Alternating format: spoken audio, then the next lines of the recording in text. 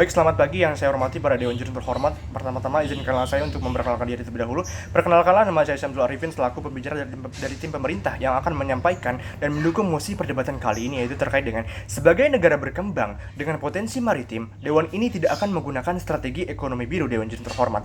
Namun sebelum memasuki kepada poin-poin argumentasi saya nantinya, izinkanlah saya untuk mendefinisikan beberapa hal terkait dengan mosi perdebatan kali ini supaya tidak terjadi sebuah kesalahpahaman, supaya tidak terjadi mispersepsi terkait dengan pembahasan nantinya. Yang pertama adalah terkait dengan negara berkembang. Apa itu negara berkembang? Negara berkembang adalah negara yang memiliki tingkat kesejahteraan yang biasa-biasa saja. Artinya apa? Artinya tidak memiliki tingkat kesejahteraan yang tinggi dan tidak memiliki tingkat kesejahteraan yang terlalu rendah juga. Artinya negara ini tidak memiliki status superioritas dalam hal ekonomi, misalkan seperti itu. Kemudian definisi yang kedua yang akan saya bawakan adalah terkait dengan maritim.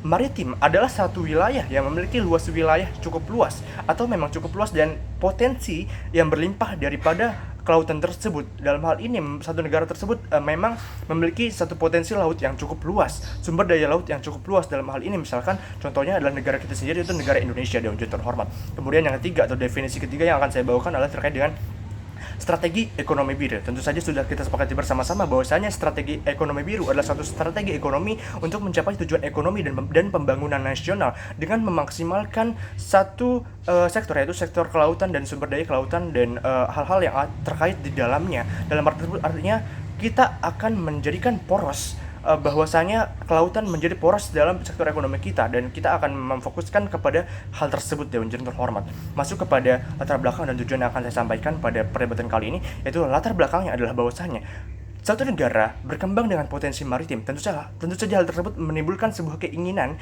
bahwasanya negara tersebut ingin untuk memaksimalkan potensi maritim tersebut. Namun pertanyaannya, apakah potensi maritim tersebut aman untuk dilaksanakan menggunakan strategi biru, strategi ekonomi biru maksud saya? Apakah hal tersebut aman untuk dilakukan? Bukankah hal tersebut akan menimbulkan banyak hal, dampak-dampak lainnya bagi banyak sektor, misalkan ekosistem kelautan? Bukankah hal tersebut akan menghancurkan dan merusak ekosistem laut, Dewan Juri terhormat? Bukankah seperti itu? Dan tentu saja hal tersebut akan kita bahas nantinya pada poin-poin argumentasi. Kemudian masuk kepada tujuan terkait dengan mosi perdebatan kali ini. Bahwasanya tujuan daripada mosi perdebatan kali ini untuk terciptanya tujuan ekonomi yang maksimal. Artinya kita ingin memaksimalkan tujuan ekonomi kita kepada seluruh sektor, namun tanpa mengorbankan banyak sektor, tanpa mengorbankan sektor-sektor lainnya seperti misalkan pekerjaan-pekerjaan dan ekonomi masyarakat kecil, kemudian ekosistem laut dan lain-lain, Dewan Juri terhormat. Kemudian memasuki poin-poin argumentasi saya akan menyampaikan dua poin argumentasi. Yang pertama adalah strategi ekonomi biru itu akan merusak ekosistem laut karena akan terjadinya eksploitasi habis-habisan yang akan dilakukan oleh perusahaan-perusahaan besar dan pemerintahan, Dewan Juri terhormat. Karena apa? Karena tentu saja yang namanya strategi ekonomi biru itu akan menjadikan satu poros. Artinya satu poros tersebut adalah kelautan dan sumber daya yang ada di dalamnya.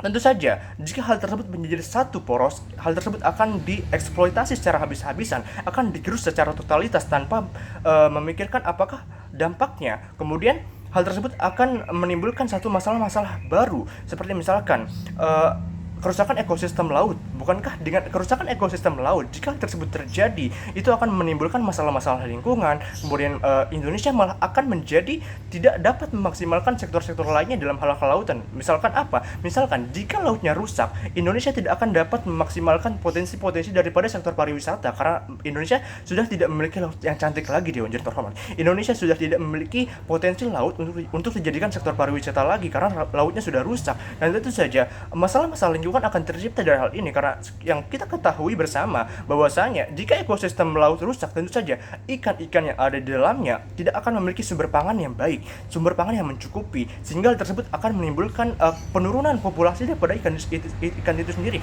Dan hal tersebut saya rasa akan menjadi bumerang sendiri bagi kita, Dewan Juri terhormat, karena hal tersebut malah akan menurunkan populasi ikan secara tidak langsung, misalkan seperti itu. Kemudian seperti yang kita ketahui, bagi umat manusia, laut merupakan menyumbang cukup banyak oksigen, seperti yang kita ketahui bersama-sama. Tentu saja bahwasanya oksigen berasal dari lautan cukup besar. Lautan menghasilkan oksigen yang cukup besar, sehingga jika ekosistem laut ini terganggu, bukankah hal tersebut akan mengganggu juga hal tersebut? Bukankah hal tersebut akan mengacaukan terkait dengan produksi oksigen daripada ekosistem laut tersebut, sehingga akan menimbulkan masalah-masalah kesehatan dan lain-lain tentu saja di bagi umat manusia, sehingga hal tersebut saya nilai dan kami nilai tidak aman untuk dilakukan bagi kesehatan dan ekonomi di Unjur terhormat. Kemudian memasuki poin argumentasi yang kedua adalah dengan adanya strategi ekonomi biru ini, hal ini akan mengancam dan menghancurkan ekonomi bagi nelayan-nelayan kecil. Karena apa? Karena pekerjaan mereka akan diambil alih oleh kapal-kapal besar yang akan berangkatkan oleh pemerintahan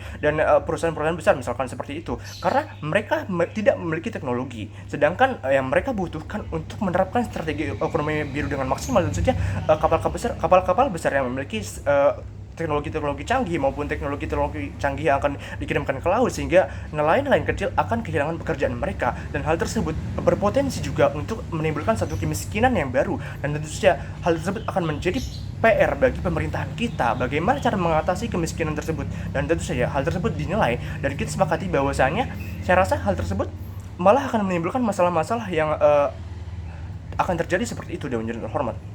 Kemudian saya menawarkan beberapa solusi dan mekanisme bahwasanya kita tidak perlu untuk menjadikan laut sebagai poros utama dengan menggunakan strategi ekonomi biru. Bukankah lebih baik dengan kita memfokuskan kepada penjagaan laut, seperti misalkan apa, dengan lautnya indah kita menjaga laut, tentu saja akan banyak dampak-dampak positif yang akan kita dapat. Misalkan daripada kita menggunakan strategi biru, bukankah lebih baik dengan kita menjaga ekosistem laut dan laut akan menjadi indah, dan Indonesia dapat memaksimalkan potensi laut dari sektor pariwisata misalkan seperti itu, Dewan Jurnal terhormat. Kemudian kita juga dapat memaksimalkan dampak-dampak lainnya, misalkan ikan-ikan akan lebih banyak populasinya dan lain-lain seperti itu misalkan. Kemudian kita juga bisa memaksimalkan tujuan ekonomi kita dengan memberikan bantuan kepada UMKM nelayan kecil misalkan seperti itu, dengan kita memberikan modal kepada mereka, dengan kita memberikan pelatihan kepada mereka, memberikan arahan kepada mereka tentang bagaimana cara menjadi nelayan yang baik, bagaimana cara memaksimalkan potensi ikan yang ada di laut kita, bagaimana dengan cara lain-lain misalkan seperti itu, bagaimana supaya potensi laut dapat dimaksimalkan dengan baik, sehingga tercipta tujuan ekonomi yang merata dan maksimal terkait dengan kelautan dan maritim ini, Dewan Jurnal terhormat. Sekian dari saya, terima kasih.